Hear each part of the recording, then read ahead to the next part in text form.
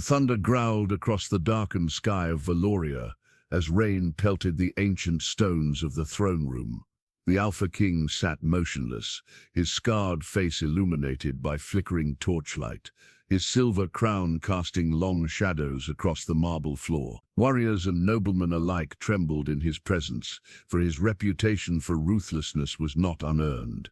20 years of successful conquests had earned him many names: the Merciless, the Unforgiving, the blood-soaked sovereign. None dared approach the throne unbidden, yet on this storm-lashed night the impossible occurred. A small figure darted past the guards, a child no more than 8 winters old, clothes soaked and torn.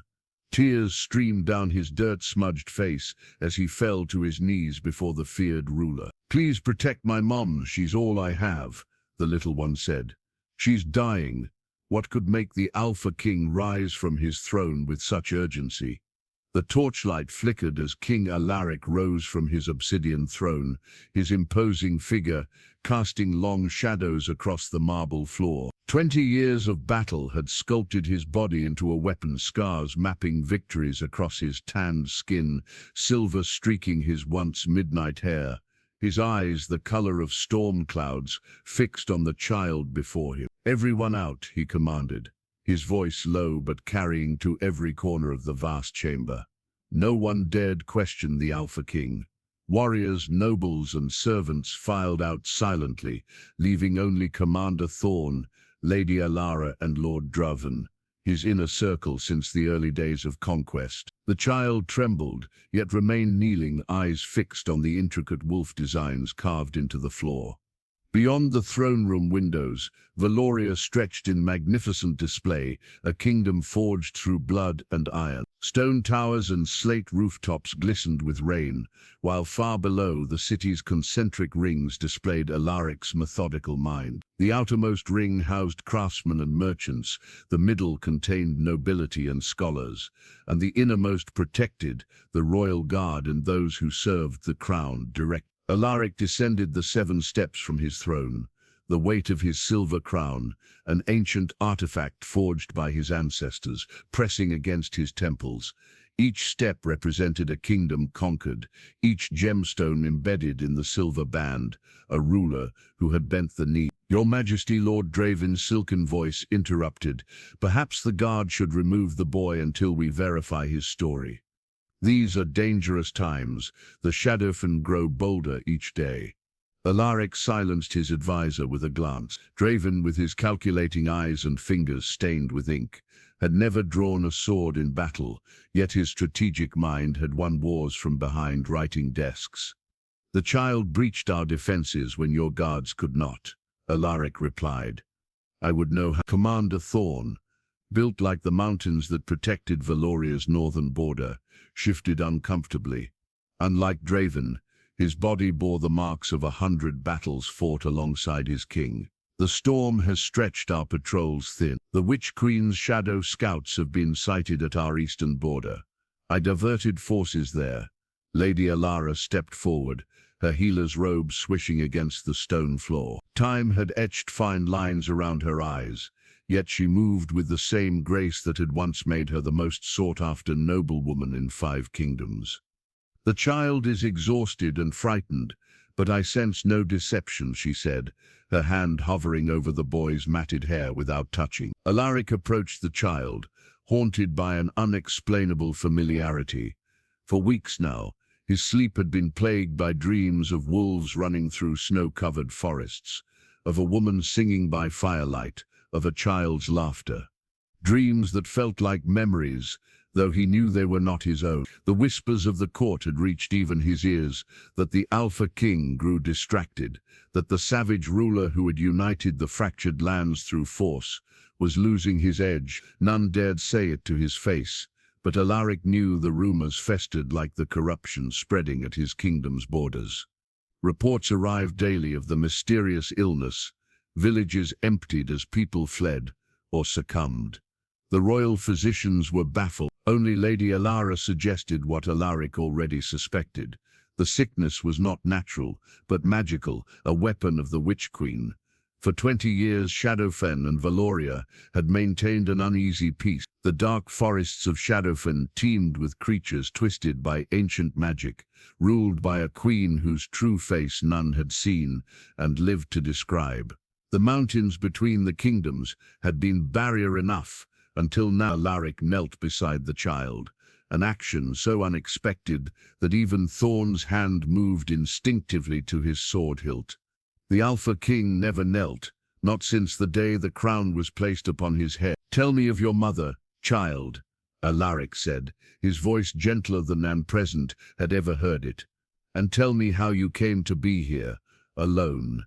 Outside, thunder crashed, and the world beyond the windows disappeared behind sheets of rain. Something shifted in the air of the throne room, a subtle change, like the moment before lightning strikes. The map of the 5 realms mounted on the eastern wall seemed to pulse faintly, its ancient parchment illuminating the mysterious markings that indicated sources of supernatural power across the lands. The child raised his eyes, and for a fleeting moment, Alaric saw something in that gaze that shook him to his core, a reflection of himself, from long ago before crown and conquest had hardened his heart.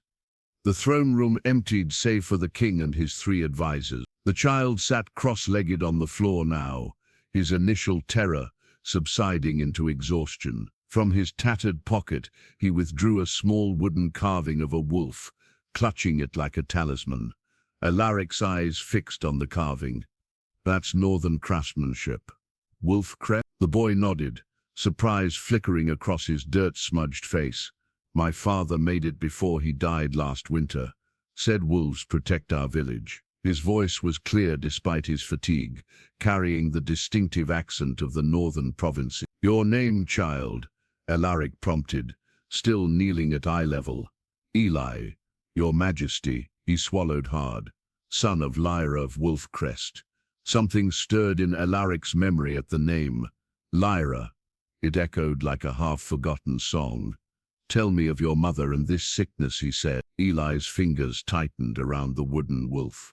"She's the village healer. Everyone comes to her, broken bones, fevers, birthing babies. But 3 weeks passed, people started getting sick.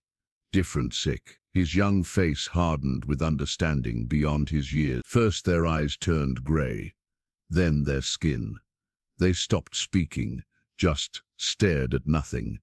Some wandered into the forest and never came back. Lady Elara stepped closer. "The same as the eastern villages," she murmured. "Mom tried everything, her herbs, her prayers, even," he hesitated, glancing at the adults. "Even the old magic, though she told me never to speak of it." Alaric exchanged glances with Commander Thorn. Old magic was forbidden in most of Valoria, too dangerous, too unpredictable. But in remote villages like Wolfcrest, ancient practices persisted. "She worked day and night," Eli continued. "Then 5 days ago, she collapsed. Her hands had turned grey." His voice broke. "I tried her remedies, but nothing helped. The elder said only the royal healers might know the cure." "How did you reach the capital?" Thorn asked, skepticism evident in his gruff voice. "It's a week's journey for a man on horseback." Eli's chin lifted with pride. "I know the forest paths. Dad was a trapper before he was a woodcarver. He showed me the hidden ways." He paused, then added quietly, "And the wolves helped." "Wolves?" Lord Draven's voice dripped with disbelief. "They walked with me at night, kept other things away." Eli's matter-of-fact tone made the fantastic claim all the more striking. "The black wolf led me to the city gate." Alaric felt a chill that had nothing to do with the storm raging outside. His dreams had been filled with wolves, running alongside a figure too small to be a man. Lady Alara knelt beside the boy and gently examined him, her fingers glowing faintly with healing magic. "He carries no trace of the illness, though he's exhausted and half-starved." Her kind eyes studied his face. "There's something about you, child. Something familiar." Alaric felt it too, a connection he couldn't explain. "Your Majesty," Draven interjected, "while this tale is touching, There are more pressing matters. The Shadowfen envoy awaits your response, and the eastern garrisons require reinforcement. My mother is dying, Eli said, looking directly at Alaric, ignoring the others. She saved everyone she could. Now no one will help her. Insolent child, Draven muttered. Your mother is but one woman. The king's concerns extend to thousands. To everyone's surprise, Alaric raised his hand, silencing his advisor. Prepare my personal guard, he commanded Thorn. We ride for Wolfcrest at dawn. Your Majesty. Draven's face flushed with alarm.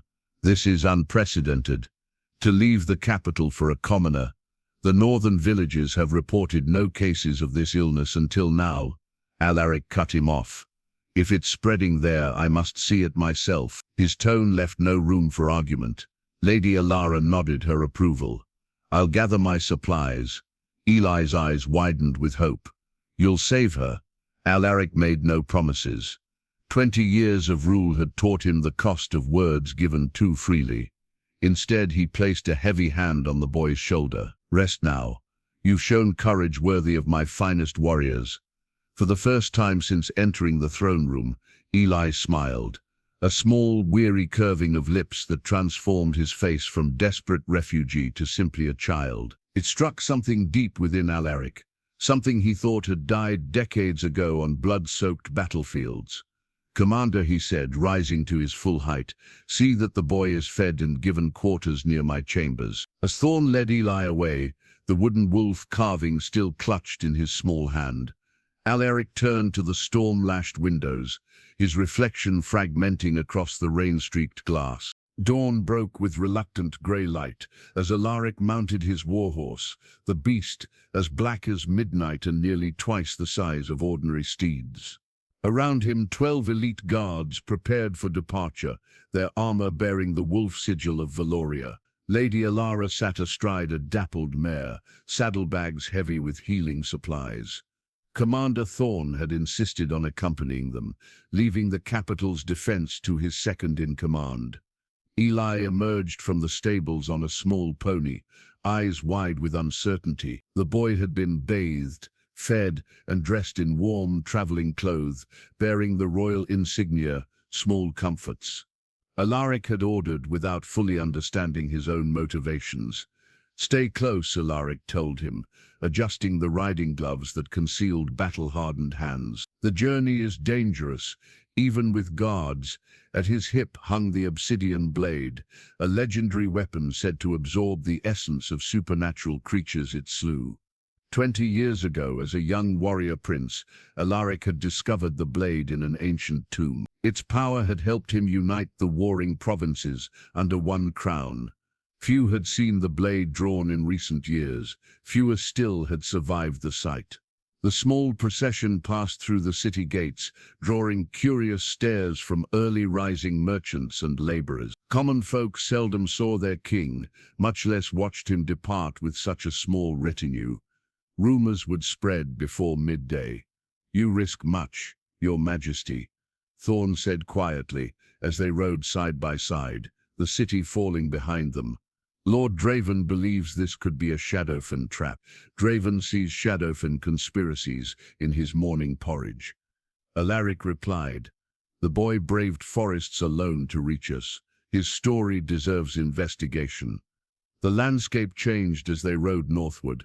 First the orderly farmlands surrounding the capital, then gradually wilder terrain. By midday, they passed the last garrison town, where soldiers saluted with shocked expressions at finding their king in their remote outpost. Eli rode beside Alaric when the path allowed, surprisingly comfortable on horseback for a child his age. The forests are different, the boy observed, as they entered the thicker woodlands that marked the beginning of the northern territories. Alaric nodded, noting the subtle wrongness. Trees that should have been vibrant with late summer green showed patches of grey, like ash smeared across their leaves.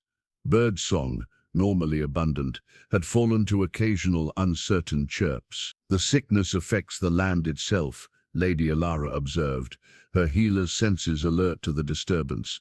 This is no natural illness. They made camp as dusk approached, the guards establishing a perimeter with practiced efficiency. Eli helped gather kindling, his small face serious with purpose. Around the campfire, as the guards took turns at watch, Alaric found himself studying the boy's features in the flickering light. There was something in the set of his jaw, the shape of his eyes, that nagged at the king's memory. "Tell me of the legends of Wolfcrest," Alaric said, breaking the silence. Eli looked up from the wooden wolf carving he'd been absently tracing with his finger. "Mom says our village was founded by those who followed the great wolf packs north, that the wolves chose us to guard the old border." "The old border?" Lady Alara asked. "Between the living lands and the shadow realms," Eli replied, as if reciting something often heard. "Before there were kings or queens," Thorn snorted quietly, but Alaric raised a hand to silence him. "Continue." "The wolves taught the first people how to fight the shadow creatures. Mom says that's why we carve their images, to remember the pact." Eli's voice grew softer. "Dad believed the stories. Said that's why he gave me my name. It means guardian in the old tongue." Before anyone could respond, a howl pierced the night long, mournful and far too close. The guards jumped to attention, hands on weapons, but Eli merely cocked his head. "Listening. They're warning us," he said with certainty. Alaric stood, hand moving to the obsidian blade. At the same moment, the underbrush at the edge of their camp erupted with movement. A creature lunged forward. Not wolf, not bear, but something twisted and wrong, its fur patched with grey stone-like growths, eyes glowing with sickly yellow light. In one fluid motion, Alaric drew the black blade. The weapon hummed with power, drinking in the firelight rather than reflecting it. "Stay back," he commanded everyone, but his eyes were on Eli. The boy watched with fascination rather than fear as Alaric stepped toward the corrupted beast. Two more creatures emerged from the darkness, their forms similarly twisted by unnatural force. "Shadow corruption," Lady Alara whispered, "just like the reports from the eastern villages." The first creature charged. Alaric moved with the deadly precision that had made him legend, the obsidian blade singing through the air.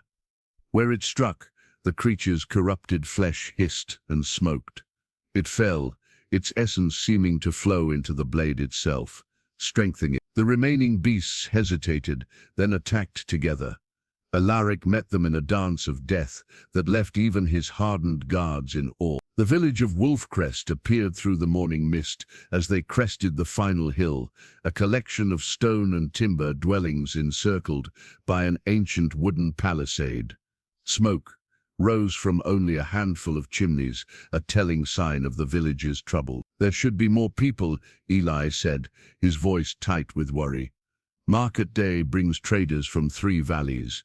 As they approached the open gates, Alaric noted the absence of guards. A single elderly man stood watch, leaning heavily on a staff. His eyes widened at the sight of the royal procession. "The king," he rasped, dropping awkwardly to one knee. "Eli, you actually brought the king." The village beyond told a grim tale. Houses stood empty, doors ajar. Those few villagers visible moved slowly as if walking through water, their faces haggard with exhaustion and fear. Several showed early signs of the illness, grey-tinged skin around their eyes and fingertips. "This way," Eli urged, sliding from his pony and taking off at a run toward a modest dwelling set apart from the others. A garden of herbs surrounded it, some plants familiar to Alaric, others strange and ancient in appearance. The healer's cottage was warm inside, herbs hanging from rafters, filling the air with a complex fragrance. A fire burned low in the hearth, and on a bed near the warmth lay a woman.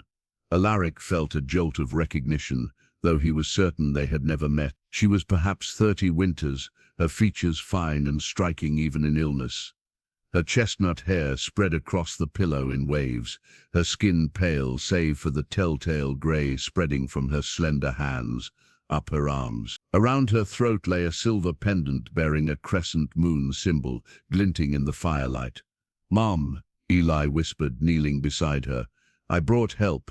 I brought the king. Lyra's eyes fluttered open, deep amber eyes that fixed first on her son, then moved to the imposing figure of Alaric. No fear showed in her gaze, only a weary surprise. "Your Majesty," she murmured, her voice surprisingly strong. "You honor our humble village." She attempted to rise but lacked the strength. "Rest," Alaric commanded more gently than those who knew him would have believed possible. "My healer will attend you." Lady Alara moved forward immediately, her experienced hands checking Lyra's pulse and temperature, her eyes noting every symptom. "The corruption progresses more slowly in her than in others," Alara observed. "She fights it, though I know not how." "The moon pendant," Eli said. "It's been in our family forever. Mom says it protects us." Lyra's hand found her son's and squeezed weakly. "You were brave to go to the capital," she said. "Too brave. I feared for you every moment." "The wolves watched over me just like in your stories," Eli replied with a child's certainty. Alaric stepped closer, drawn by an inexplicable need to see Lyra's face more clearly. As he did, her pendant seemed to pulse once with silvery light. "You know what this illness is," he stated rather than asked. Lyra held his gaze, measuring him in some way he didn't understand. "Not its name or origin," she answered, "but I know it comes from shadow, not nature. It corrupts the body, then the mind, turning people toward darkness." She paused, gathering strength. "Those who wander into the forest are drawn to something. I followed one, saw him bow before a figure at the edge of the northern mists. Commander Thorn, who had remained at the door, stepped forward at this. The Witch Queen extends her reach this far north." "No queen I recognized," Lyra replied. "Something older, something that was here before kingdoms." Alaric felt a chill at her words, remembering ancient texts in the royal library that spoke of powers that preceded human civilization, forces sealed away by forgotten magic. "You attempted to heal the afflicted with old magic," he said, noting how the other villagers had maintained a respectful distance from this cottage. Old magic practitioners were viewed with mingled reverence and fear throughout the realm. Lyra's gaze didn't waver. "I did what was necessary to save my people. Your Majesty, would you do less?" The boldness of her words might have earned another a swift rebuke, but Alaric found himself appreciating her directness. "Your methods, purification rituals, binding spells to slow the corruption spread, blood magic when nothing else worked." She glanced at her grey-tinged hands. "I protected others, but couldn't stop it from taking me." Lady Alara looked up from her examination.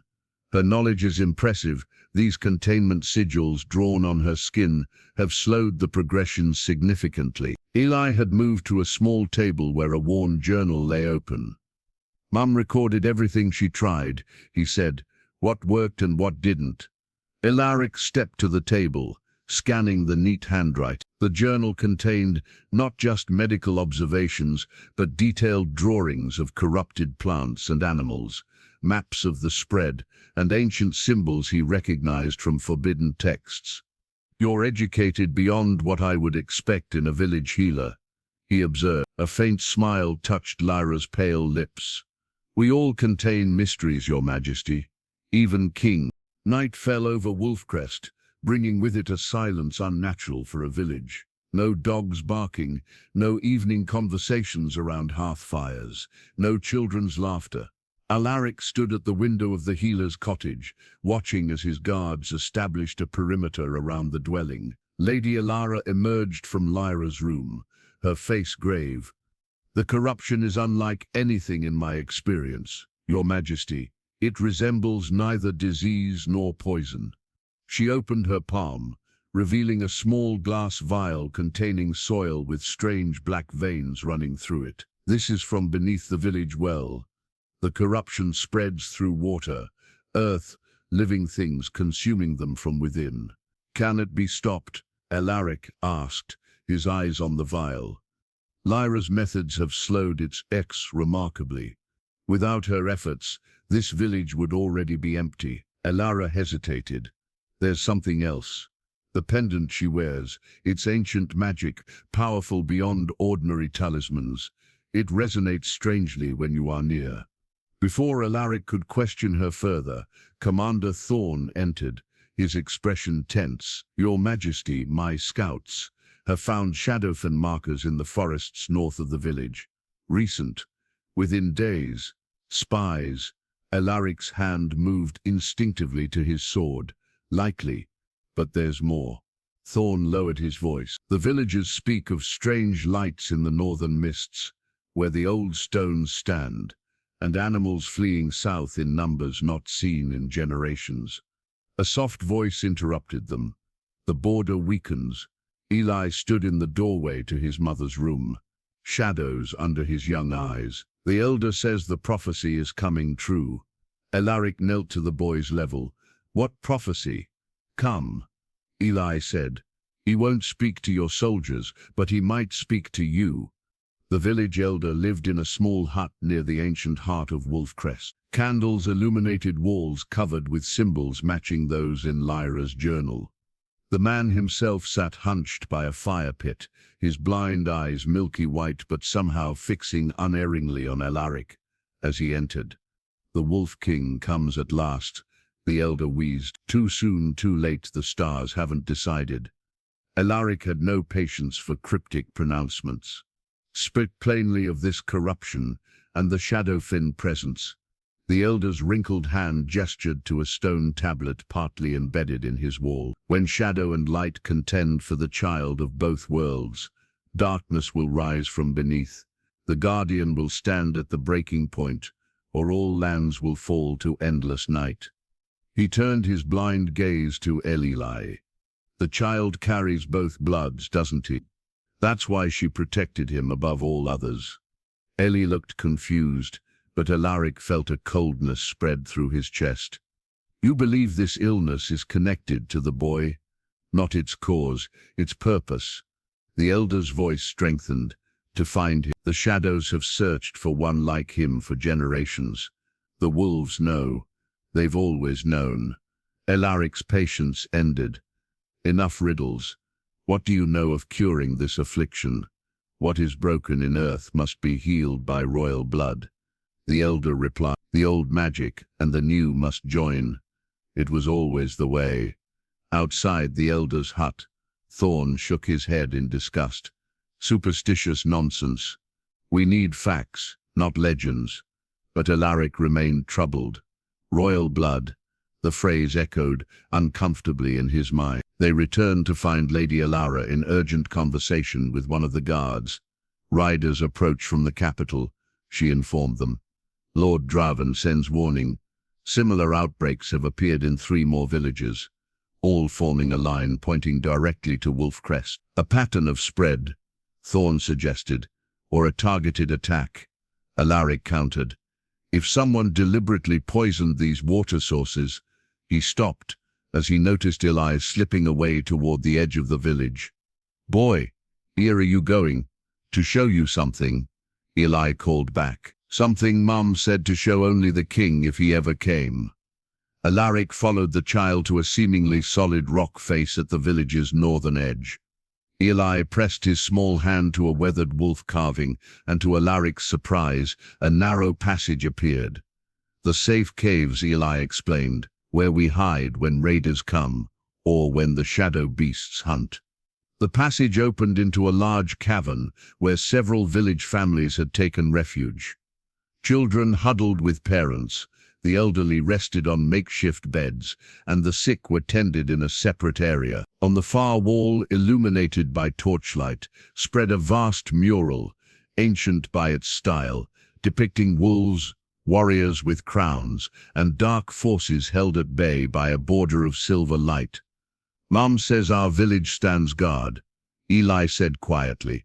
"That's why the wolves chose us. That's why we're dying first." Alaric studied the mural, a deep unease settling in his bones.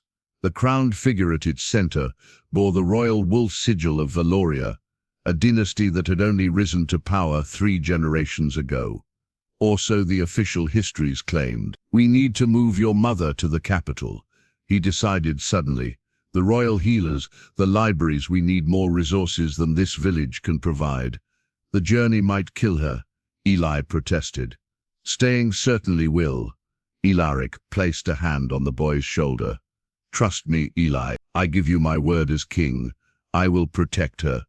Dawn brought an unsettling mist that clung to Wolfcrest like a shroud. Preparations for departure consumed the village, a stretcher fashioned for Lyra.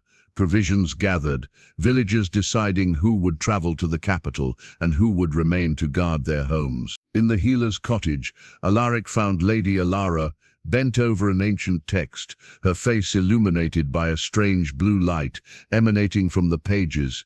She quickly closed the book at his entrance, but not before he glimpsed symbols matching those on the cave walls. The Elder Scroll of Prophecies, she explained, seeing his raised eyebrow.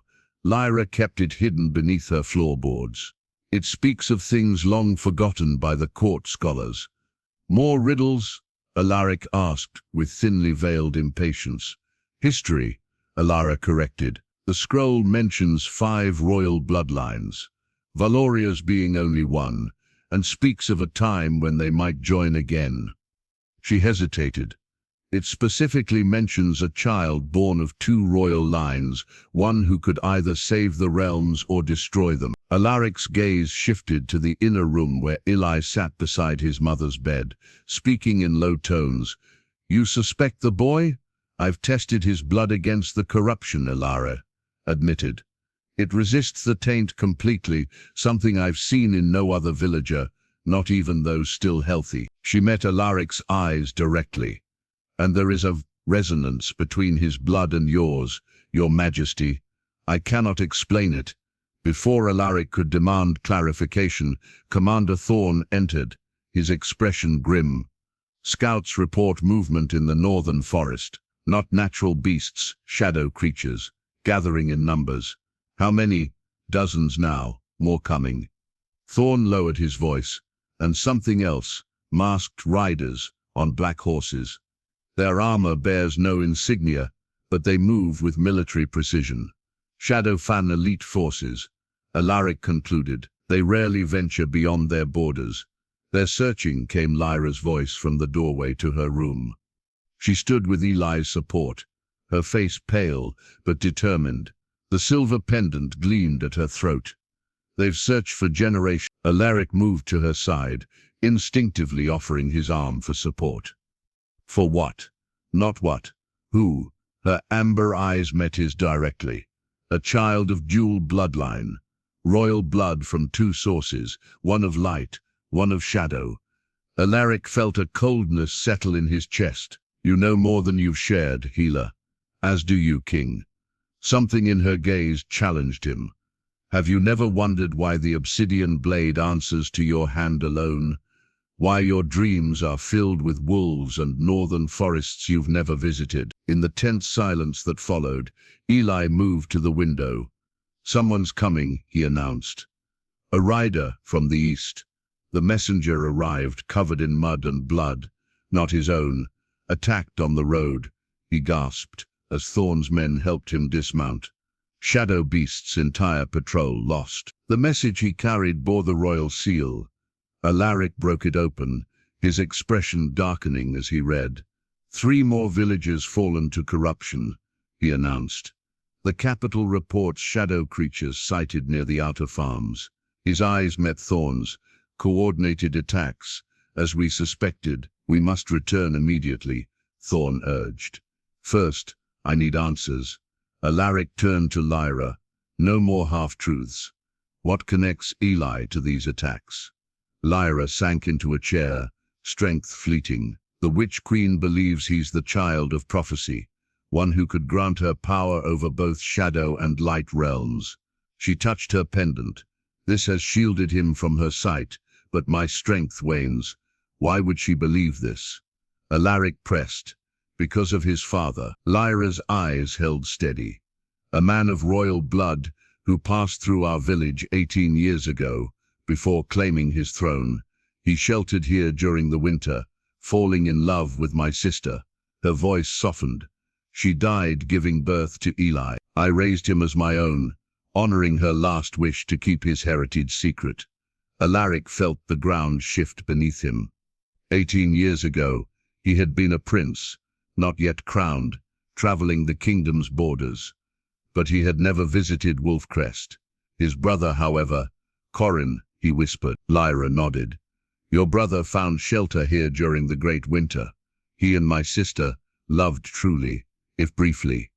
Her hand moved to Eli's shoulder. When she died, he was already gone, called back to court. He never knew she was with child. Understanding dawned in Alaric's face. Eli is my nephew, and heir to Valoria, should anything happen to you. Lyra's voice was barely audible. The Witch Queen has hunted the royal bloodlines for generations, seeking to combine their power with her own. Now she believes she's found what she seeks. Commander Thorn, ever practical, cut through the shock. We leave within the hour. The capital's defenses are stronger. We can protect both Lyra and the boy there. Outside, a wolf's howl pierced the morning mist, a sound both warning and lament. Too late, Eli said, still at the window. They've found us. On the northern ridge, dark shapes gathered against the grey sky, dozens of corrupted creatures, and behind them mounted figures in black armor. Prepare for battle, Alaric commanded, his hand moving to the obsidian blade. And get Eli and his mother ready to ride. We leave as soon as we've cleared a path. For the first time since entering the village, he drew his legendary weapon. The blade seemed to drink the very light around it, humming with ancient power. Stay close to me, he told Eli. It seems we have much more to discuss, young prince. The forest closed around them like a fist. Alaric led their desperate flight from Wolfcrest, choosing hidden paths through the densest parts of the northern woods. Behind them, black smoke rose from the village, the aftermath of their narrow escape. 3 guards had fallen, covering their retreat, Alaric's face bearing a fresh cut from a shadow creature's claws. Lyra rode in a stretcher between 2 horses, her condition worsening with each mile. The silver pendant at her throat pulsed with irregular light. Eli stayed close beside her, his young face set with determination beyond his years. We're being tracked, Thorn muttered, falling back to ride alongside his king. Not followed, tracked. They keep appearing ahead of us, no matter which way we turn. No, Eli interrupted. They know me. The boy's eyes had taken on a distant quality. I can feel them searching, like fingers reaching for me. Lady Alara exchanged a concerned glance with Alaric. His blood awakens to his heritage. The royal line always carried certain sensitivities. As they approached a small clearing, Eli suddenly stiffened. Stop! Something waits ahead. The forest had fallen unnaturally silent. No birds, no insects, not even wind in the leaves. Alaric drew the obsidian blade, its black surface seeming to pull shadows toward it. Circle formation, he ordered. Lady Alara, stay with Lyra and Eli at the center. Then Eli gasped, hands flying to his temples. They're here.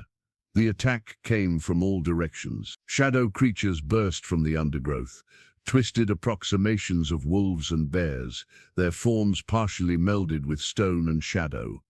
Behind them came the mounted shadow fan warriors, their black armor absorbing light, faces hidden behind expressionless masks. Alaric moved with lethal grace, the obsidian blade cleaving through corrupted flesh and shadow.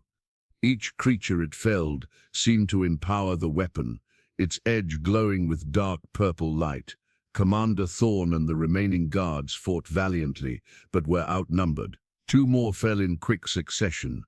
In their shrinking circle, Lyra suddenly rose from her stretcher. Her pendant blazed with silver fire as she raised her hands, chanting in an ancient language. A shimmering barrier sprang into existence around Eli, just as a shadow fan warrior lunged for the boy. Mother, Eli cried out as Lyra collapsed, her strength spent. The shadow fan commander, distinguished by the crimson plume on his helm, drove directly at Alaric. The child belongs to my queen. Surrender him and you may live, Alpha King. He belongs to Valoria, Alaric snarled, meeting this new threat. Their weapons met with a sound like thunder. The commander wielded a curved blade of dark metal that seemed the mirror opposite of Alaric's own weapon. Where they touched, energy crackled and sparked. "Do you even know what he is?" the commander taunted. "What power flows in his veins? The child carries the blood of both realms, the key my queen has sought for centuries." "He is my blood," Alaric responded. "My brother's son, and you will not touch him." The commander laughed hollowly behind his mask. "Your brother? Is that what she told you?" He reached to his belt and withdrew a small object, a dark mirror. "See the truth, king of fools." He threw the object toward Alaric, who instinctively slashed at it. The mirror, a shadow glass, shattered, releasing a cloud of thir energy. Visions flashed through Alaric's mind, memories not his own, yet achingly familiar. A younger version of himself in places he'd never visited. Lyra's sister, her face so similar to Lyra's own, with child. The distraction nearly cost him his life. The commander's blade sliced across his shoulder. Alaric staggered, the obsidian blade suddenly heavy in his hand. "Alaric!" Eli's scream cut through his confusion. The boy had broken free from Lady Alara and was running toward him. A shadow creature lunged at Eli's unprotected back. Without thinking, Alaric threw himself forward, intercepting the attack. Teeth sank into his arm, instead of the boy's neck. Pain lanced through him, but he drove his blade into the creature's skull. "Fall back," Thorn shouted. "To the river," their planned route in chaos. The survivors scattered. Alaric grabbed Eli, lifting him onto his horse before mounting behind him. Through the trees he glimpsed Lady Alara, helping Lyra onto another mount. "East," he ordered.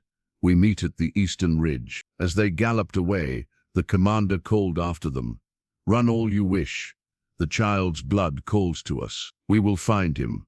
We will always find him." The ancient temple rose from the forest, like a memory of a forgotten age. Stone wolves guarded its entrance, their features worn smooth by centuries of wind and rain. Alaric helped Eli dismount, his wounded arm throbbing beneath its hasty bandage. The boy had been silent since their escape, his young face troubled by thoughts no child should carry. "We'll rest here," Alaric decided, scanning the darkening forest. They had become separated from the others during their desperate flight. The old temples were built with defense in mind. Inside, fallen columns and crumbling walls created a maze of shadows. Alaric lit a small torch, revealing faded murals depicting battles between light and darkness, wolves running alongside crowned warriors. "I've seen these before," Eli whispered, touching one painting gently. "In our village caves." They found a defensible chamber deep within the temple. Alaric barricaded the entrance with fallen stonework, then turned his attention to his wounds. The shadow creature's bite on his arm had turned the surrounding skin an ashen gray. Eli watched him struggle with the bandages. "Let me," he offered. "Mom taught me." His small hands worked with surprising skill, cleaning the wound with water from Alaric's flask. "You've done this before," Alaric observed, "for the hunters when they returned injured." Eli paused, his fingers hovering over the discolored flesh. "The shadow corruption. It's inside you now." Alaric met the boy's solemn gaze. "I've survived worse." "The commander," Eli said suddenly. "He said things about me, about my father." His young voice trembled slightly. Was he lying? Alaric considered his words carefully. The shadow can twist truth to serve their purposes. But sometimes there is truth in their lies. Eli finished, sounding far older than his years. He reached for the neckline of his tunic and pulled it aside, revealing a small birthmark on his collarbone, the shape unmistakably similar to the royal sigil of Valoria. "I have another," Eli continued, rolling up his sleeve to show a darker mark on his forearm. "Mom says I was born with both." Alaric stared at the second birthmark, his breath catching. It resembled the shadow crown depicted in forbidden texts about the ancient kingdom of Shadowfen before corruption claimed it. "Did your mother tell you about your father?" he asked carefully. "Only that he was a traveler who loved my birth mother before she died." Eli's eyes never left Alaric's face. "She said I would understand when I was older." Alaric's mind raced through implications too disturbing to voice. The commander's taunting words, the visions from the shadow glass, the boy's dual birthmarks. They painted a picture at odds with what Lyra had told him. A flicker of movement caught his attention. Eli had moved to examine the far wall, where moonlight streamed through a hole in the ceiling. His fingers traced a carved symbol, a circle bisected by a vertical line. To Alaric's astonishment, the symbol began to glow faintly blue at the boy's touch. Then the entire wall shimmered and became transparent, revealing a hidden chamber. "How did you?" Alaric began. Eli looked as surprised as he felt. "I don't know. It just felt right." They stepped through the illusory wall into a chamber that had remained sealed for centuries. At its center stood a stone pedestal holding a massive leather-bound book. Dust covered everything except the book itself, which gleamed as if recently polished. The royal genealogy tome. Alaric breathed, recognizing it from descriptions in forbidden texts. The book was said to contain the true bloodlines of all royal families, recordings made by impartial magic rather than court historians with political agendas. Eli approached the pedestal, drawn to the book as if it called to him. When his fingers touched its cover, the tome opened of its own accord, pages flipping rapidly before settling on a specific entry. Alaric looked over the boy's shoulder, reading the glowing script that appeared on the previously blank page. His face paled. "That can't be right," he whispered. The genealogy showed not a line connecting Eli to Alaric's brother Corin, but to Alaric himself. A connection formed not through his brother's blood, but his own. More disturbing still was the second line of heritage, tracing through Eli's mother to an ancient royal house of Shadowfen before the corruption. "Does this mean you're my father?" Eli asked, his voice small. "I never—" Alaric began, then stopped as memories assaulted him. The visions from the shadow glass suddenly made terrible sense. There are magics that can separate a man from his memories, from parts of himself. "The book wouldn't lie," Eli said with simple certainty. Alaric stared at the page, at the tangled lines of heritage that connected him to this child he hadn't known existed. The implications were staggering. If Eli carried both bloodlines, Valoria and ancient Shadowfen, he was indeed the child of prophecy. "Your pendant," Alaric said suddenly, "the one your mother wears. It's been shielding you, hasn't it? Hiding your true nature." Eli nodded. "Mom said it protects our bloodline, that I should never take it off when she gave it to me to wear." His face clouded. "But she needed it more than me when she got sick." Beyond their sanctuary a wolf howled, a sound both warning and welcome. Alaric moved to a narrow window and peered into the darkness. Golden eyes stared back from the underbrush, too intelligent to be mere beasts. "The wolves have found us," he said. "They've been guiding you all along, haven't they? Protecting you." "They protect what's theirs," Eli replied simply. "That's what the old stories say." Alaric placed his hand on the boy's shoulder, his son's shoulder, feeling a connection that transcended his missing memories. "We need to find your mother and the others, and then we need answers about what was taken from me." Dawn broke as Alaric and Eli emerged from the ancient temple. The wolves that had gathered in the night were gone, but their tracks circled the structure, a protective perimeter. In the distance, smoke rose from a small clearing. "That's not a forest fire," Alaric observed. "It's controlled, a signal." They approached cautiously, Alaric's hand never far from the obsidian blade. Relief washed through him when he recognized Commander Thorn standing guard over a small camp. Lady Alara bent over Lyra, who lay pale but conscious on a makeshift bed of cloaks. "Your Majesty," Thorn moved forward quickly. "We feared the worst." Eli ran to Lyra's side, kneeling beside her. The silver pendant still hung at her throat, its light dimmer than before. The corruption spreads. Lady Alara said quietly to Alaric, I've slowed it, but without proper treatment. Lyra's eyes found Alaric's, a question in them. He gave a slight nod, confirming what she feared. He knew the truth now. She closed her eyes briefly, resignation and relief mingling in her expression. We need to move, Thorn urged.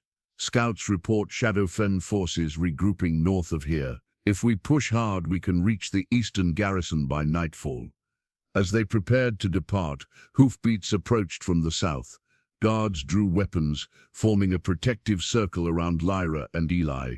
A lone rider appeared, a woman in the uniform of Valoria's royal messengers. Most surprising was the pristine condition of both rider and horse.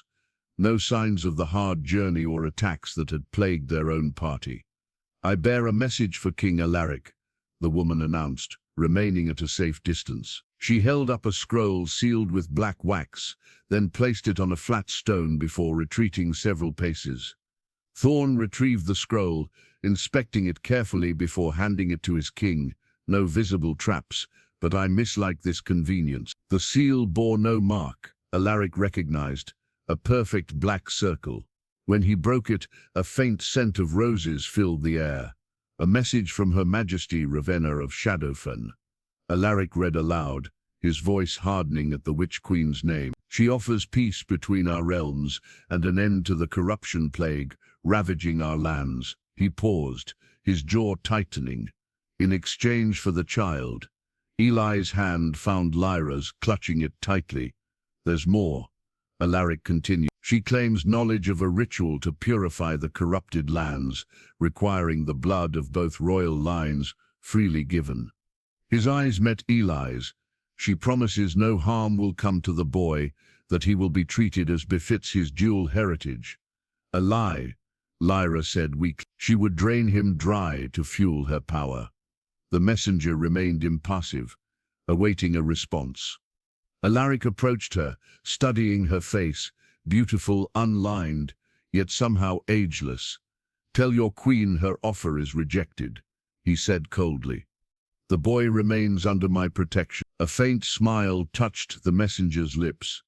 She reached into her cloak and withdrew a single black rose, perfect in form, its petals glistening as if wet with dew. Her Majesty anticipated your answer. She sends this as a token of her persistence. She placed the rose beside the stone where the scroll had been. The corruption will reach your capital within days. Villages fall hourly. Soon your entire kingdom will be shadow-claimed. Her voice remained eerily pleasant. The offer remains open until sunset tomorrow. After that she comes for what is hers. The messenger mounted and rode away, leaving the black rose behind. No one moved to touch it. Lady Alara knelt beside the flower, her hands hovering above it without making contact. Powerful magic, she murmured. A focus for her sight. She watches us through it. Alaric drew the obsidian blade and pointed it toward the rose. The flower withered instantly, crumbling to ash. We ride for the capital, he announced. Now. As they prepared to leave, Eli approached Alaric, his young face troubled. I had dreams last night, he said quietly. A woman with white hair and black eyes called to me. She said she was my grandmother, that she could teach me to control what grows inside me. He hesitated. I felt pulled toward her voice. Alaric knelt to meet the boy's eyes. The Witch Queen uses many weapons, Eli. Dreams can be the most dangerous. What if I am dangerous? Eli whispered. What if what's happening to the villages is because of me? The corruption is her doing, not yours, Alaric said firmly. Lyra, who had been helped onto a horse, joined their conversation. Eli, the pendant grows weaker. Soon it won't shield you. Her amber eyes held profound concern. Your abilities will emerge more strongly. You must be prepared. I'll teach him, Alaric promised. Whatever I can remember of the old royal magics. Commander Thorn approached, with news that further darkened their mood. 3 more villages have fallen to corruption overnight. and a message from the capital reports shadow creatures sighted within the outer farmlands. She moves faster than anticipated, Lady Alara observed. Or she grows desperate, Alaric countered. He looked at Eli, seeing for the first time the subtle blend of his own features with those of Lyra's sister, his son. The thought was still strange, yet increasingly right. We must reach the capital. The royal libraries contain knowledge of the old bindings that once held the shadow realms at bay. As they mounted to leave, Alaric noticed something strange. Where Lyra rode close to him, the grey corruption on her skin seemed to recede slightly. Your proximity affects the corruption, Lady Alara noted, following his gaze. Your blood calls to hers, or rather to what flows in her veins through her connection to her sister. The royal lines seek balance. The implications hung unspoken between them, a possible means to fight the corruption, and perhaps a way to heal Lyra. We ride hard, Alaric commanded. No stops until nightfall. The towers of Valoria's capital gleamed gold in the setting sun as Alaric's depleted party approached the main gates. Their journey had been relentless. 2 days of hard riding, avoiding main roads and twice evading shadow fan patrol. They had lost another guard to a shadow ambush at dawn, bringing their losses to 6. Horns sounded as guards recognized their king. The heavy gates swung open, revealing a city transformed since Alaric's departure. Soldiers patrolled the streets in doubled numbers. Civilians hurried about with worried faces, many carrying possessions as if preparing to flee. The outer ring already showed signs of the corruption: withered trees in courtyard gardens, a faint grey tinge to stone walls nearest the eastern quarter. The shadow spreads even here, Eli whispered, pressed close to Alaric as they rode through streets that parted before them. Whispers followed their progress, not just for the return of their king, but for the commoner woman carried on a stretcher and the unknown child riding at the monarch's side. By the time they reached the palace gates, Lord Draven awaited them on the steps, his face a careful mask of concern. "Your Majesty," he bowed deeply, "we feared the worst when communication ceased. The council has been in emergency session for 3 days. The situation is graver than we knew," Alaric replied, dismounting and helping Eli down. "Prepare the royal healing chambers and summon the court mages." Draven's gaze flickered to Lyra's stretcher, then to Eli, his eyes narrowing slightly. "Of course, Your Majesty, and these guests are under my direct protection." Alaric's tone left no room for question. He removed a ring bearing the royal seal from his finger and pressed it into Eli's small hand. "This marks them as royal wards. Any who interfere with their comfort or safety answer directly to me." Servants guided Lyra's stretcher toward the healing chambers, Lady Alara following closely. Alaric knelt before Eli, who looked overwhelmed by the grandeur surrounding him. "Go with your mother," he said gently. "I must meet with my council, but will join you soon. Trust no one but Lady Alara and Commander Thorn until I return." As Eli followed the stretcher, the boy's shoulders squared with determination despite his evident exhaustion. Alaric watched him go, seeing a strength that mirrored his own at that age. "Your Majesty," Draven spoke carefully, "the council awaits your report on this unusual journey. Many questions have arisen about your abrupt departure, and they shall have answers," Alaric replied coldly, "including why my trusted advisor failed to inform me of shadow corruption spreading for months along our borders." Draven's composure slipped momentarily. "Isolated incidents, sire. Nothing suggesting a coordinated silence." Alaric cut him off. "We will speak in the council chamber."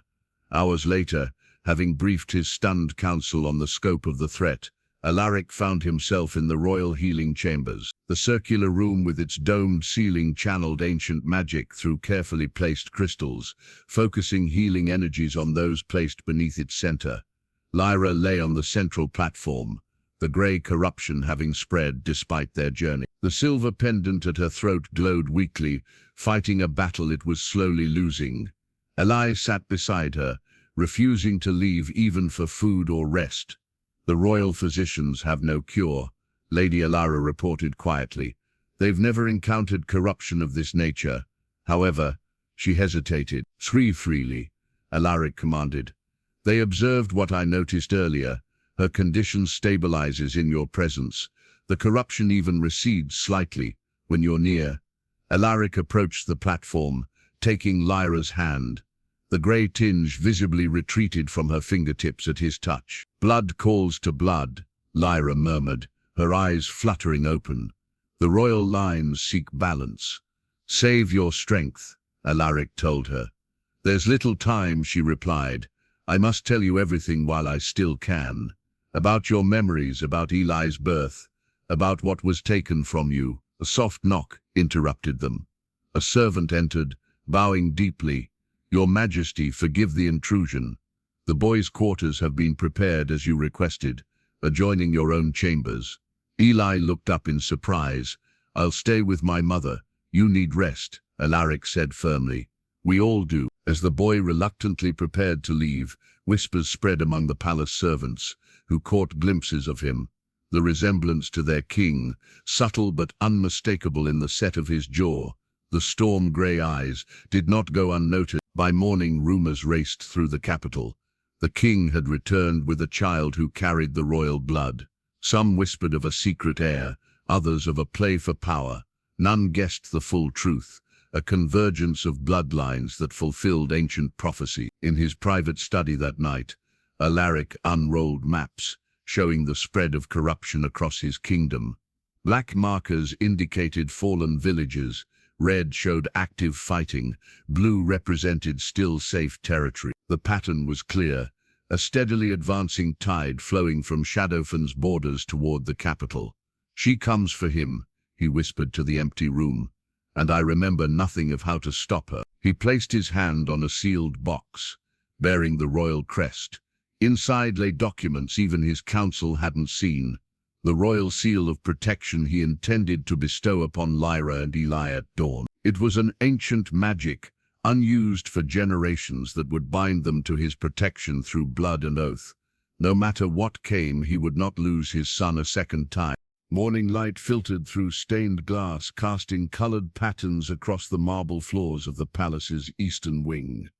Alaric guided Eli through corridors few were permitted to enter, past guards who bowed deeply as their king approached. "The royal library has existed since before Valoria was unified," Alaric explained, his voice low as if the very walls might listen. "Knowledge deemed too dangerous for common minds is preserved here." Eli walked close beside him, eyes wide as he absorbed every detail of his surroundings. The boy had adapted to palace life with surprising ease, though servants whispered about his habit of sitting for hours with the castle dogs, or his tendency to appear in unexpected places. They reached an unassuming wooden door guarded by two elderly men in scholars' robes rather than armor. "Master Thaddeus," Alaric greeted the older of the pair. "I require access to the restricted sections." The ancient librarian's rheumy eyes shifted to Eli, widening slightly. "And the young visitor, sire, accompanies me with my full authority," Alaric replied. Master Thaddeus hesitated only briefly before producing a small crystalline key from within his robes. "As you wish, your majesty." The door swung open to reveal not the expected library but a small antechamber containing nothing but a stone pedestal. Atop it sat a similar crystal key, larger than the one Thaddeus carried. "The key of knowledge," Alaric explained to Eli. "Only those of royal blood may pass beyond this point." He reached for the key, but Eli moved faster, his small hand closing around the crystal before Alaric could touch it. The key flared with brilliant blue light, far brighter than when Alaric had last used it. Master Thaddeus gasped. "In 30 years of service, I've never seen it respond so strongly." A section of wall silently slid aside, revealing the true library beyond, a vast circular chamber with shelves stretching from floor to ceiling, filled with ancient tomes, scrolls, and artifacts. A spiral staircase wound upward through multiple levels, each containing knowledge more restricted than the last. Amazing, Eli whispered, the key still glowing in his palm. Alaric led him inside, the wall sliding closed behind them. We seek information on the royal bloodlines and their connection to the shadow realms. They spent hours searching through ancient texts, Alaric selecting volumes, while Eli demonstrated an uncanny ability to find relevant passages. The boy couldn't have been taught to read at the level of these complex texts, yet he navigated them with intuitive ease. Here, Eli called, pointing to a faded illustration in a tome, nearly as large as he was. This looks like Mom's pen. The page showed the silver moon pendant, identifying it as the Shadow Bane, an ancient artifact created when the realms were first separated, designed to shield those of mixed blood from detection by either side. Your mother has protected you well, Alaric murmured, reading the accompanying text. The pendant masks your dual nature from those who would exploit it. Another passage caught his attention. When shadow and light unite in one vessel, great power emerges. Such a child, born of royal lines from both realms, becomes either salvation or destruction. The sound of the entrance opening interrupted their research. Lady Alara entered, supporting Lyra, who walked weakly but under her own power. The corruption had visibly receded from her hands, though grey still threaded through her veins. "Mother," Eli ran to her, carefully embracing her. "The royal healing chambers have helped," Lady Alara explained, "and the protective seal you bestowed this morning has strengthened her considerably." Lyra's eyes met Alaric's over Eli's head. "I insisted on coming. There are things you need to know that I alone remember." She approached the table where they had gathered their research, her hand going immediately to an illustration of a ritual circle. "The binding," she said. "This is what the Witch Queen seeks to corrupt. In its true form, it balances the realms. In her version, it would grant her dominion over both." "You know of this?" Alaric asked. "My family has been guardian of such knowledge for generations," Lyra replied. "My sister was chosen to bear a iron of dual blood, to one day complete the binding properly." Their eyes lowered. "She chose your brother as the father, but when complications arose in her pregnancy, she performed a blood ritual to save her unborn child." "What kind of ritual?" Alaric's voice had grown tight. "One that used your blood, not your brother's." Lyra's gaze was steady despite her weakness. "You were wounded in battle near our village. My sister used your spilled blood in the ritual, transferring the paternity to save the child, to save Eli." Silence fell across the library as the implications sank in. "That's why I don't remember," Alaric said finally. "The ritual affected my memories as well." Master Thaddeus, who had entered silently behind them, cleared his throat. "If I may, Your Majesty." The old librarian approached Eli with surprising reverence. "May I see the key?" Eli held out the still glowing crystal. Thaddeus didn't touch it, but studied it intently. The key recognizes him as the true heir, not merely of Valoria, but of all 5 ancient kingdoms. He looked up at Alaric. "The prophecy speaks of such a one, a child who would either heal the realms or destroy them utterly." Outside the library windows, thunder rolled across a suddenly darkening sky. Eli's hand tightened around the crystal key as shadow briefly fell across his young face. "She's coming," he whispered. "I can feel her getting closer." The great hall blazed with torchlight as nobles and heroes gathered for the feast, honoring those who had fallen defending the kingdom's border. Alaric sat upon his throne, watching the proceedings with a vigilance that belied his outward calm. Beside him, in a smaller chair hastily added at his command, sat Eli, dressed in royal blue with the silver wolf emblem of Valoria embroidered on his tunic. The court had buzzed with speculation about the boy's identity and the unprecedented honor shown to him. Alaric had made no announcements, preferring to let uncertainty shield Eli for now. Lyra had been given a place of honor at the high table, her improved health notable to all who saw her. The grey corruption had receded to faint lines along her veins, visible only when she moved in certain light. The silver pendant once again hung at her throat, restored to her by Eli that morning. "You look like a prince," Lyra had told her son, as she straightened his tunic before the feast. The proud smile she gave him held a hint of sadness. Lord Draven circulated among the guests, stopping occasionally to speak with Eli. Each time the boy answered politely but volunteered nothing, as Alaric had advised him. "Trust your instincts," Alaric had told him. "They serve you better than you know." The feast progressed with toast after toast to fallen heroes. Commander Thorn, seated at Alaric's right, remained vigilant despite the celebratory atmosphere.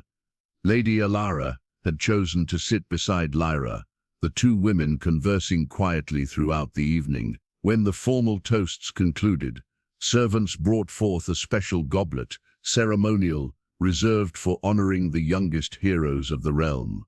Lord Draven himself carried it to the high table, presenting it before Eli with a deep bow. "For the young wolf of Valoria," he announced, loud enough for the entire hall to hear, "who braved the shadow-haunted forest to bring warning to his king." Alaric noticed Eli's slight hesitation as he reached for the goblet. The boy's fingers hovered above its rim, not quite touching. "I smell something strange," Eli whispered, so low only Alaric could hear. At that exact moment, Lyra stood suddenly, her pendant flaring with silver light. "Stop!" she cried, her voice carrying across the now silent hall. In one fluid motion, Alaric knocked the goblet from Draven's hand, sending it clattering across the stone floor, dark wine spilling like blood. Lady Alara moved instantly to the fallen cup, her fingers passing above the spilled liquid without touching it. "Poison," she confirmed, her voice cold with fury. "Shadow essence distilled to its purest form." A single sip would have opened the boy's mind to her control. All eyes turned to Lord Draven, whose face remained impassive for a heartbeat before twisting into a sneer. "So the witch woman sensed it," he said, his cultured voice suddenly rough with an accent none in the Valorian court had heard before. "No matter, it's too late to stop what's coming." Guards moved to seize him, but Draven raised his hands, dark energy crackling between his fingers. "My queen has waited long enough." Chaos erupted as Draven unleashed shadow magic, forbidden arts not seen in Valoria for generations.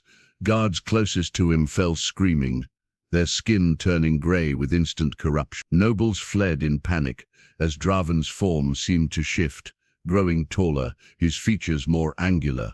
"Protect the boy," Alaric commanded, drawing the obsidian blade.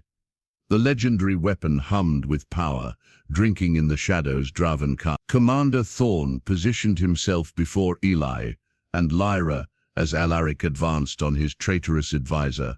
"How long?" he demanded. "How long have you served Shadowfen?" Draven laughed, a hollow sound. "I have served my queen since before you were born, little king. Did you think your father's advisor aimed by chance?" His hands moved in complex patterns, drawing symbols of darkness in the air. "I watched you grow, guided your decisions, weakened your borders piece by piece."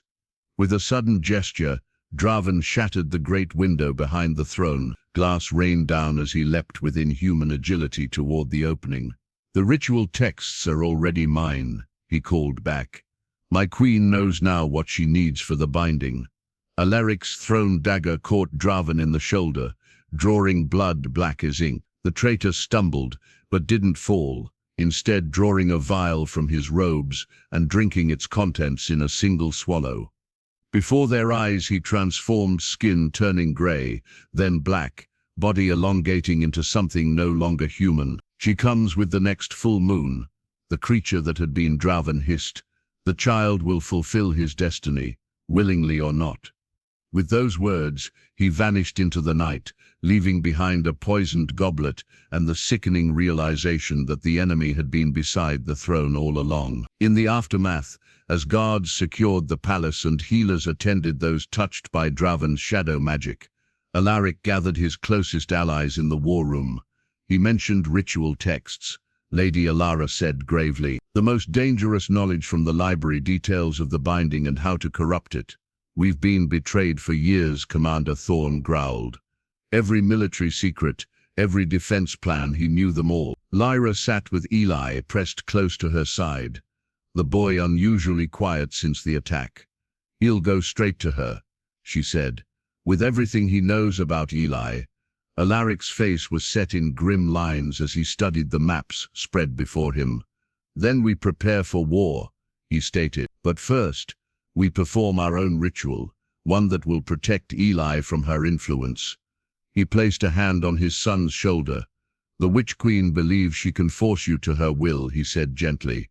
"We must ensure she cannot." Eli looked up, his young face solemn with understanding beyond his years. "What must I do?" "Blood calls to blood," Alaric replied. "My blood, your father's blood, can shield you as your mother's pendant has done, but the protection must be woven into your very being." The boy nodded, his resemblance to Alaric never more apparent than in that moment of courage. "I'm ready." The war room hummed with grim activity. Commanders bent over the magical war table map that showed real-time movements of troops across the kingdom.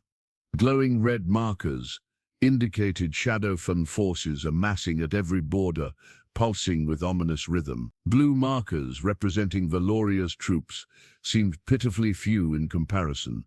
Alaric studied the display, his face carved from stone. 3 days had passed since Drevin's betrayal, days of constant preparation and mounting dread. The Witch Queen's forces advanced inexorably, village after village falling to corruption. "The eastern garrison has fallen," Commander Thorne reported, his voice hollow with exhaustion. Survivors report shadow creatures unlike any seen before. Larger, more intelligent, they coordinate with shadowfin troops rather than attacking blindly. "She grows stronger," Lady Alara observed. "The corruption spreads faster than we can contain it." In the center of the table, the capital glowed bright blue, surrounded by a shrinking ring of protected territory. Refugees flooded in hourly, bringing tales of horror from the borderlands. "What of the protective ritual?" Thorne asked. "It is prepared," Alaric replied. "We perform it at dusk." The chamber doors opened as Lyra entered, followed by Eli. The boy had changed subtly in the days since their arrival. He carried himself differently, straighter, more assured, though shadows of worry darkened his young eyes. Lyra, too, had transformed. Her illness had receded further, her natural grace restored. She wore a simple gown of Valorian blue, the silver pendant gleaming at her throat. "The moon rises full tonight," she said without preamble.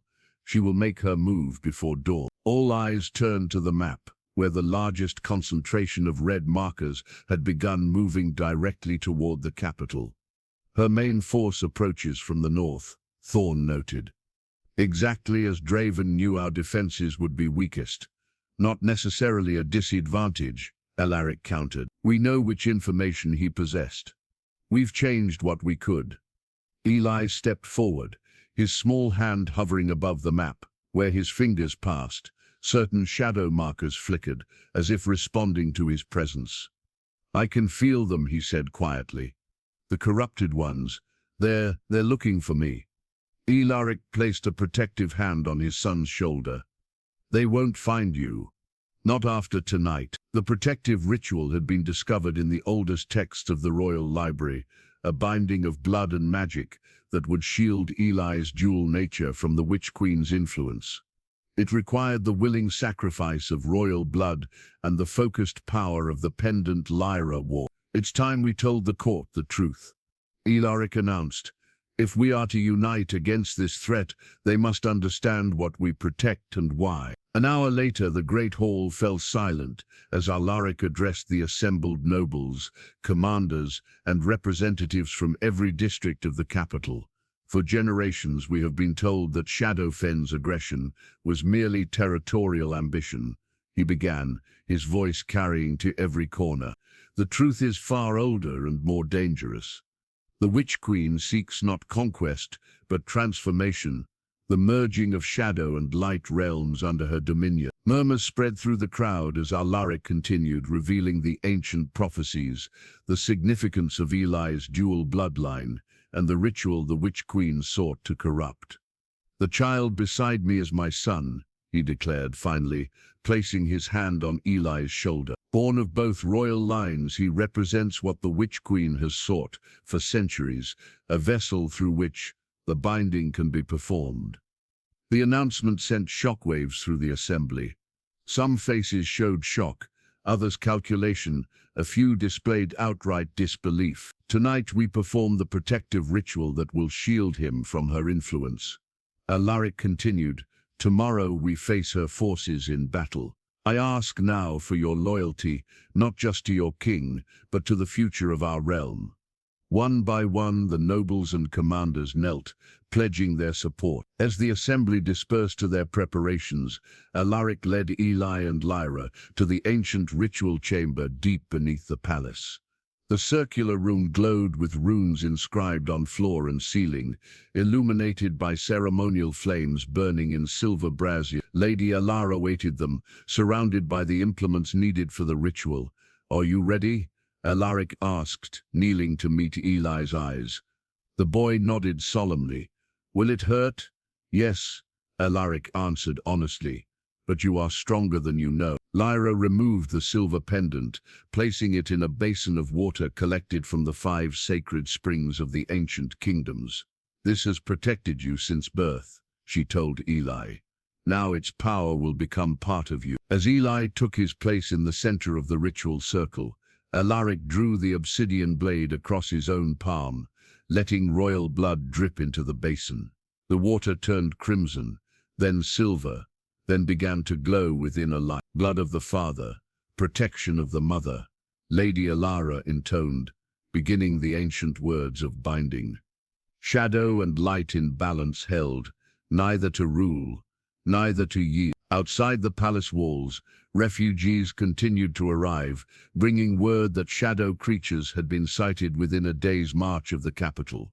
Soldiers reinforced barricades as civilians prepared for siege. On the war table map, abandoned now in the empty council room, red markers converged on the capital from all directions, like a tide of blood closing in on the last bright light in a darkening world.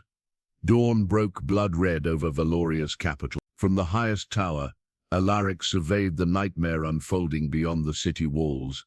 An army unlike any in living memory stretched across the eastern plains, shadow creatures, corrupted beasts, and the elite forces of Shadowfan in their black armor. At their center, mounted on a steed formed of living darkness, rode the Witch Queen of Shadowfan, making her first public appearance in a generation. She was both terrible and beautiful, tall and regal, with skin pale as moonlight and hair white as bone. A crown of twisted black metal encircled her head, seeming to absorb light. Even at this distance, Alaric could see her eyes black from edge to edge, with no white visible. "So she shows herself at last," Commander Thorne muttered, lowering his spyglass. "No wonder she sent proxies all these years. She's barely human anymore." "She was never human," Lyra said quietly. "The legends say she was born of shadow itself, taking human form to walk among us." Eli stood silently between them, his face solemn beyond his years. The ritual had changed him visibly. Faint silver runes now traced his forearms, glowing softly before fading into his skin. "Does it still pain you?" Alaric asked his son. Eli shook his head. "Not anymore. It feels right, like something missing was put back." Horns sounded as the city's defenders took their positions. The outer wall bristled with archers, and mages prepared to unleash Valoria's magical defenses. A sudden hush fell over the battlefield. The Witch Queen raised her hand, and her entire army stood motionless. When she spoke, her voice carried unnaturally across the distance. "People of Valoria," her voice was melodious yet cold. "Your king harbors what is rightfully mine. Surrender the child of dual blood, and your lives will be spared. Resist, and witness the full power of shadow unleashed upon your realm." Alaric stepped forward, his voice magically amplified. "Ravana of Shadowfen, you have no claim here. Return to your corrupted lands." The Witch Queen's laughter rippled across the battlefield. "Oh, Alaric, still so ignorant of your true heritage." She urged her mount forward, approaching alone. "Did you never wonder why the obsidian blade answers to your hand? Why the wolves of the north bow to your bloodline?" She stopped just beyond arrow range. "Your ancestor made a pact with mine. 5 centuries ago, the bloodlines were meant to join, to balance the realms. Instead, your forefathers betrayed us, stole what was ours, and drove us into shadow." "Lies," Alaric called back, though doubt flickered within him. "Ask the child," the Witch Queen replied. "His blood remembers what yours has forgotten." All eyes turned to Eli, who stood transfixed, staring at the Witch Queen with strange recognition. "She's my grandmother," he whispered, "not by birth but by blood ritual." When the lines were divided, the Witch Queen raised her arms, and darkness flowed from her like living smoke. "Last chance, little king. Give me the child willingly." "Never," Alaric replied, drawing the obsidian blade. "So be it." The Witch Queen touched the black crown upon her head, and it flared with sickly green light. "By the crown of shadows, I claim what is mine by ancient right." The attack came with supernatural speed. Shadow creatures launched themselves at the walls, while corrupted earth erupted from below, cracking foundations. Shadow-thin warriors poured through these gaps, like black water. Alaric led the defense personally, the obsidian blade cleaving through shadow. Yet for every creature he felled, 3 more took its place. Hour after brutal hour, the battle raged. Buildings crumbled under assault from massive corrupted beasts. Shadow magic dueled with Valoria's defensive spells, lighting the sky with unnatural colors. On the inner wall, Alaric finally came face to face with the Witch Queen herself. She hovered above the ground, the crown of shadows blazing upon her brow, tendrils of dark energy whipping around her. "You cannot win, Alaric," she called. "The prophecy will be fulfilled. Shadows and light will merge under my dominion." Alaric raised the obsidian blade. "Then face me yourself, Ravenna." Their battle shook the very foundations of the city. For every attack Alaric launched, the Witch Queen had a counter. For every defense he raised, she found a weakness. When her shadow tendril pierced his guard, slicing across his chest, Alaric fell to one knee, blood soaking his armor. The Witch Queen stood over him, triumphant. "Your son watches," she said, gesturing to where Eli stood, with Lyra at the palace entrance. "Shall he see his father die, or will you at last acknowledge the inevitable?" Alaric met his son's eyes across the distance. In that moment something passed between them, a shared understanding, a plan formed without words. "Commander," Alaric called to Thorn, "fall back to the inner sanctum. Protect the boy at all costs." As the defenders retreated, carrying their wounded king, the Witch Queen's laughter echoed behind them. "Run, little king. I will find him before the moon sets." The outer city fell as night descended. Fires blazed across the eastern quarter, while shadow creatures prowled the streets. From the palace heights, Alaric watched his capital burning. "We need to complete the ritual," Lyra urged, tending his injury. "It's our only hope now."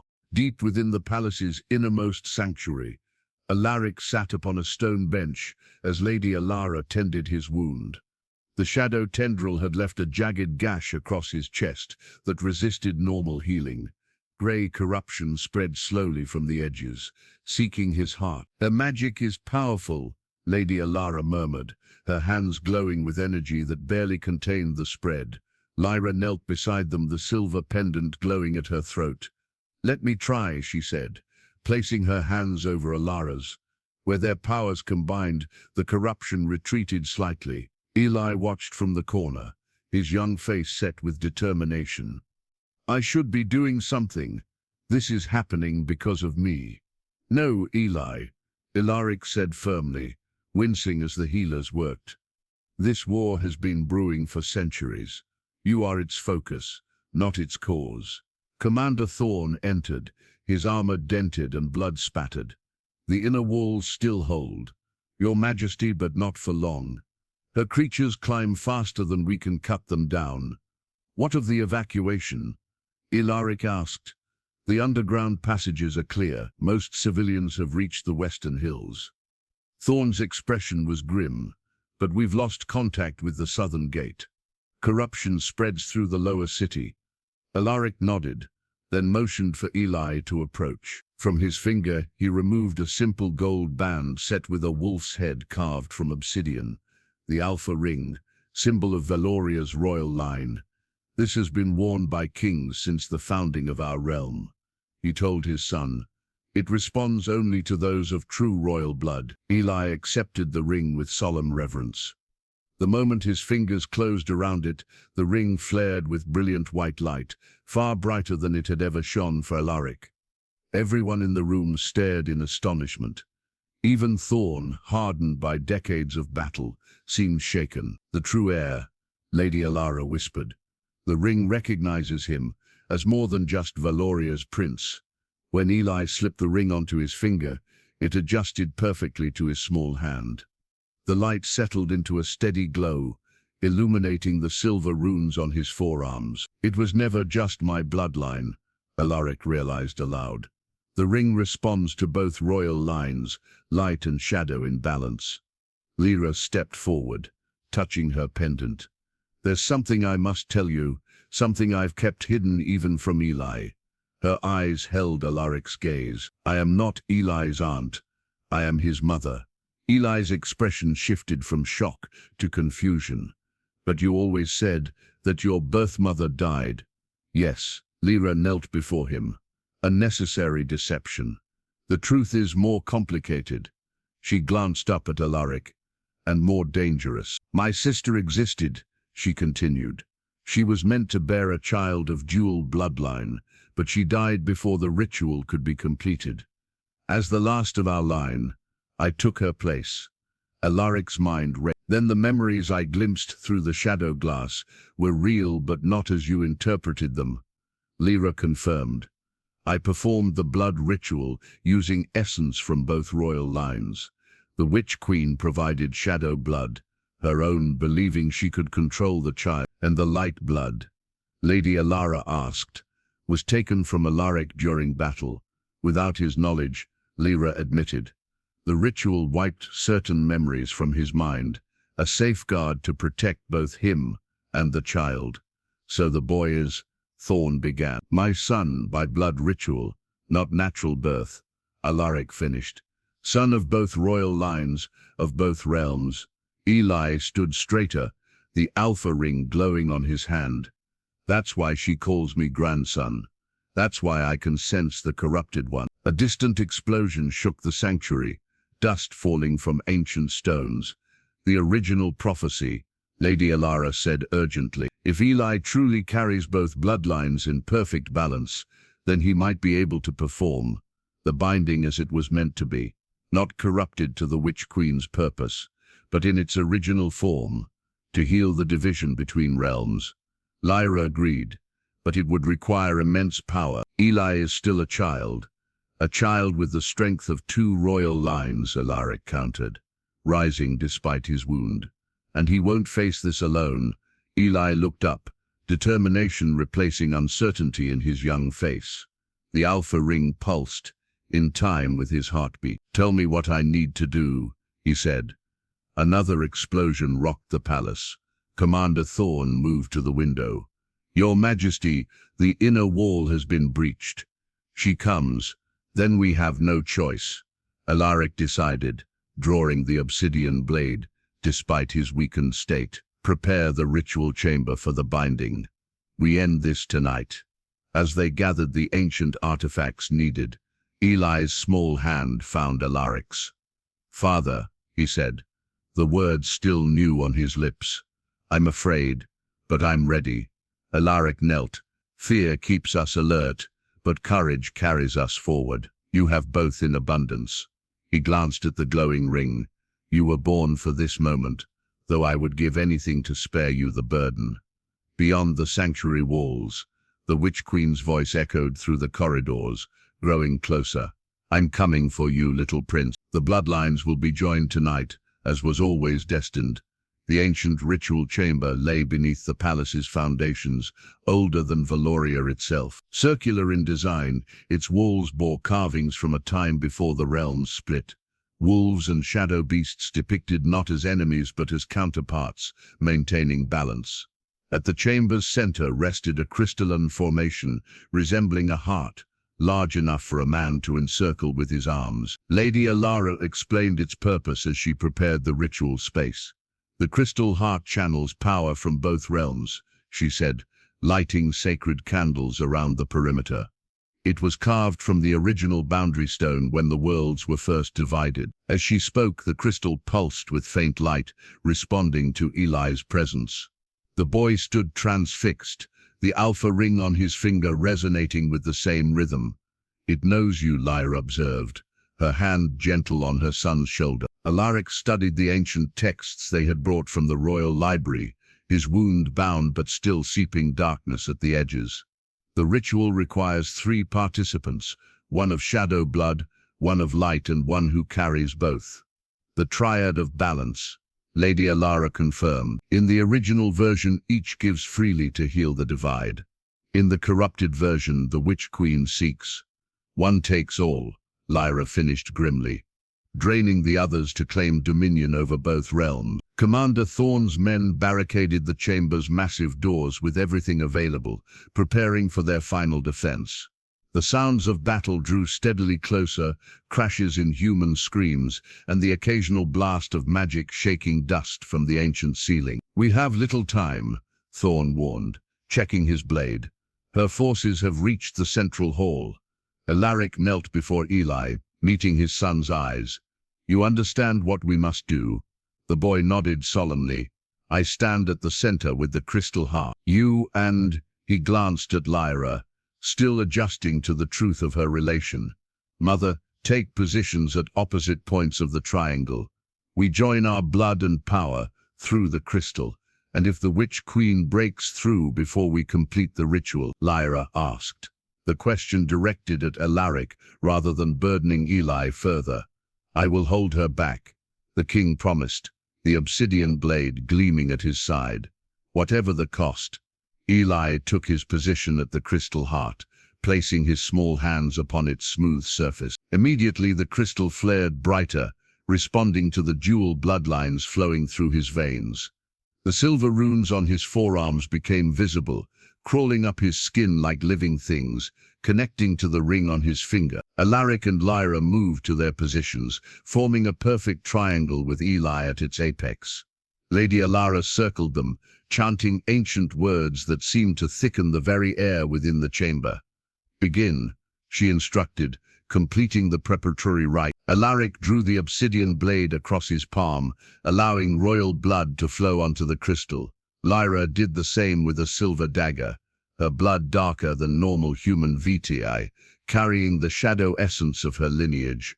When both their bloods reached Eli's hands on the crystal, the boy gasped. The crystal heart erupted with brilliant light, pulsing with power that filled the chamber. The runes on Eli's arms fully activated, now glowing with the same intensity as the crystal itself. "I can feel them," Eli whispered, his voice changed, resonating with power beyond his years. Both realms, both bloodlines, they were never meant to be separated. The ritual had begun in earnest now, power flowing between the 3 participants through the crystal heart. Ancient energy awakened, responding to the presence of bloodlines that had been divided for centuries. Outside the chamber, a tremendous crash signaled the outer doors giving way. Commander Thorne and his remaining men formed a last line of defense before the inner doors. "We cannot interrupt the ritual now," Lady Alara warned, "no matter what happened." The crystal heart pulsed faster, drawing more power from the 3 connected to it. Alaric felt his strength waning as the crystal drew on his essence, yet he maintained his position, eyes locked with his son's. Lyra too showed signs of strain, her face pale but determined. Eli alone seemed to grow stronger rather than weaker, channeling the combined power through his unique dual nature. The alpha ring blazed on his finger, recognizing its true purpose at last. A final splintering crash announced the breach of the inner doors. Commander Thorn's voice rang out in a final battle cry, cut terribly short. Then silence fell. The Witch Queen entered alone, her shadow crown blazing with sickly light, her black eyes fixed immediately on Neela. "The ritual has begun," she observed, her melodious voice carrying a note of surprise, "but not as I planned it." She stepped forward, power radiating from her in waves that made the air itself shiver. "How clever you've been, hiding the boy's true nature even from himself." Her gaze shifted to Lyra. "And you, my reluctant daughter, I should have known you would betray me." "You betrayed yourself," Lyra replied, maintaining her position despite obvious pain. "The realms were meant to be balanced, not conquered." The Witch Queen laughed soft. "Balance is stagnation. Only through dominion can true progress be achieved." She turned to Alaric. "And you, little king, did you truly think I wouldn't recognize my own blood ritual? The boy is as much mine as he is yours." "He belongs to himself," Alaric countered, feeling the corruption in his wound spreading as the Witch Queen's proximity strengthened it. "And to the future he will create." The crystal heart pulsed ever brighter as the ritual approached its climax. Eli stood transfixed at its center, power flowing through him like a conduit between worlds. His eyes, normally storm-gray like his father's, now contained flecks of black that swirled like living shadows. "Grandmother," he said, addressing the Witch Queen directly for the first time, "you can still be part of this, the true binding, as it was meant to be." For the briefest moment, something like uncertainty crossed the Witch Queen's ageless face. Then her expression hardened. "There is only one true binding," she hissed, raising her hands as shadow energy gathered around her like a storm. "And it requires your surrender, little one, not mine." Spring sunlight filtered through new leaves as Alaric stood upon the eastern wall, surveying the lands beyond the capital. Where grey corruption had once spread like a disease across the countryside, fresh growth now emerged, vibrant green shoots pushing through soil that had been cleansed of shadow's taint. 3 months had passed since that fateful night in the ritual chamber. 3 months of healing, rebuilding, and coming to terms with a world fundamentally changed. "The outer villages report full recovery," Commander Thorn said, joining his king at the parapet. The veteran warrior moved with a slight limp now, a permanent reminder of his battle with the Witch Queen's forces. "Crops grow twice as fast in the formerly corrupted zones. It's as if the land itself is making up for lost time." Alaric nodded, absently touching the scar that ran across his chest. Where shadow corruption had once spread, a silvery mark remained, neither fully healed nor painful, but a reminder of how close he had come to losing everything. "And the borderlands?" he asked. "Transformed," Thorn replied simply. "The boundary between realms is different now. Not gone, but permeable in ways our scholars are still trying to understand." Below them in the palace courtyard, Lyra knelt beside a small garden plot, guiding Eli's hands as they planted seedlings in freshly turned soil. The boy laughed at something his mother said, the sound carrying clearly on the spring breeze. Though still a child in many ways, his eyes held wisdom beyond his years. The final confrontation with the Witch Queen had changed them all. When she had attempted to corrupt the binding, trying to drain Eli's power for her own domination, something unexpected had occurred. The crystal heart, responding to Eli's dual nature, had redirected the flow of energies, rather than one realm conquering the other. A true balance had been achieved. Shadow and light intermingling without either gaining supremacy. The Witch Queen had not survived the backlash of her own corrupted magic.